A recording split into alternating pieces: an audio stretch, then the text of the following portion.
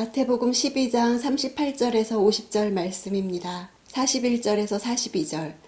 심판때에 니느웨 사람들이 이 세대와 함께 일어나 그 죄를 심판할 것이다. 그들은 요나의 선포를 듣고 회개했기 때문이다. 그러나 요나보다 더 큰 이가 여기 있다.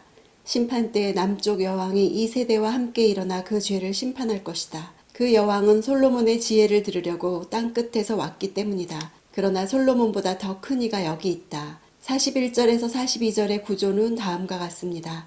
ABC, A-B-C-. 완벽한 평양 대구 구조를 이루면서 법정 이미지를 살려서 당시 유대인들이 잘 알고 있었던 구약의 두 가지 사건을 제시하면서 정죄합니다. 유대인에게 있어서 법적 효력을 지니는 증인은 두 증인 이상이어야 했는데 바로 두 증인이 등장해서 당시 세대 사람들을 정죄했기에 그들은 충격을 받았을 것입니다. 스스로 거룩하다고 자부했던 유대인들이 부정한 자들로 무시했던 니느웨 사람들과 남쪽 여왕인 이방인들로부터 정죄를 받을 것이라는 사실이 강력한 충격을 주고 있습니다. 당시 유대인들이 정죄받을 수밖에 없는 죄목은 요나의 전도를 듣고 이방인조차도 회개했는데 요나보다 더 큰 이가 회개를 촉구해도 회개하지 않았고 솔로몬의 지혜를 들으려고 이방 여인은 그 먼 길을 달려왔음에도 솔로몬보다 더 큰 이가 그들을 직접 찾아와 호소해도 그의 지혜로운 말을 들으려 하지 않았다는 것입니다.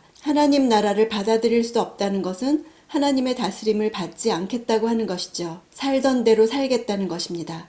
살던 대로 살겠다는 것이 어떤 것인지 그들의 상태를 다음에 말씀해 주십니다. 43절. 한 더러운 귀신이 어떤 사람에게서 나와 쉴 곳을 찾으려고 물 없는 곳을 돌아다니다가 끝내 찾지 못했다. 유대인의 완악함을 경고하신 예수께서 이제 보다 직접적으로 더러운 귀신에 대한 말씀으로 유대인들의 심각한 영적 상태를 지적하십니다. 더러운 이란 말은 레위기에서 부정한 이란 단어와 연결되죠. 찾으려고, 돌아다니다가, 찾지 못했다.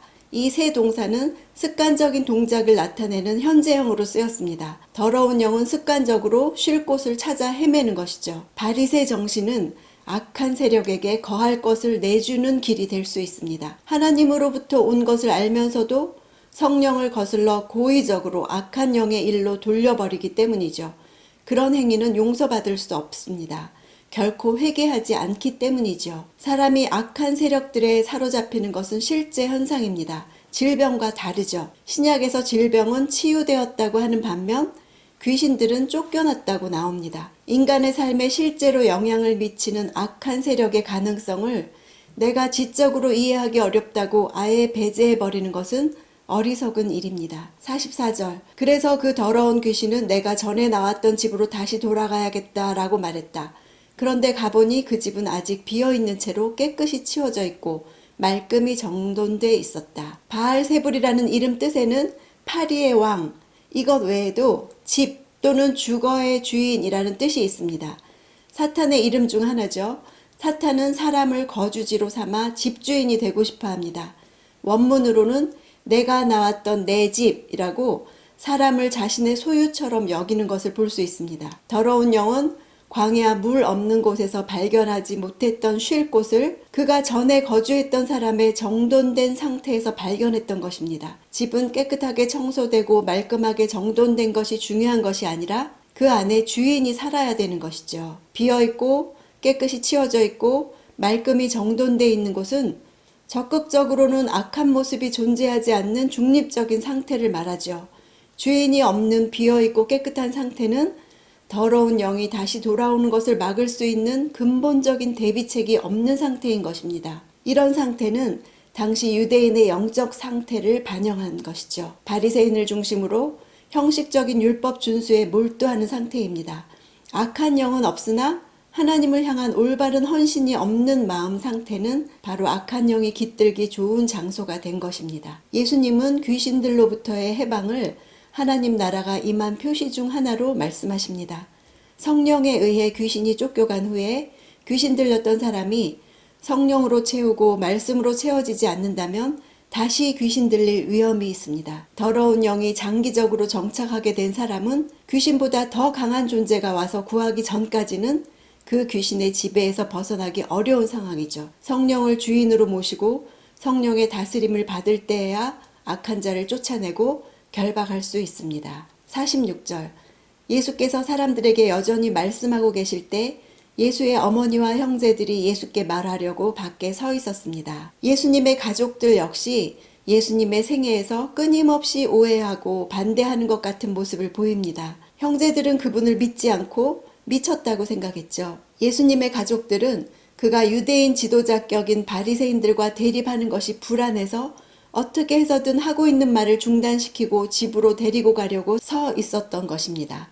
그들이 문 밖에 서 있던 이 사건으로 인해 예수님은 누가 그분의 참된 가족인지 가르치시기 위해 누가 내 어머니고 누가 내 형제들이냐고 물으십니다. 바리새인들처럼 종교적이면서도 여전히 하나님 나라의 일원이 되지 않는 것이 가능합니다. 예수님이 누구신지 알아보는 것과 그분을 따르려는 단호한 결단이 필요하죠. 문 밖에 서 있지 말고 새로운 하나님의 공동체, 하나님의 가족 안으로 들어가야 하죠. 중간 지대는 없습니다. 예수님에 대해 나는 어디에 서 있나요? 예수님은 나에게 누구신가요? 큐티할 때마다 마음을 깨끗이 청소하고 새 주인을 맞는 마음으로 시작합시다. 더러운 귀신이 어떤 사람에게서 나왔다는 것은 같이 있을 수 없는 다른 주인이 그 집을 차지하기 때문이죠. 예수님이 주인이 되신 나의 마음을 다시 확인합시다. 나는 예수님이 자리 잡고 앉아있지 않으면 언제라도 7 귀신이 다시 들어올 수 있는 사람인 것을 인정합시다. 완악한 마음, 회개하지 않는 마음, 말씀을 봐도 아무 반응이 없는 마음이 그렇습니다.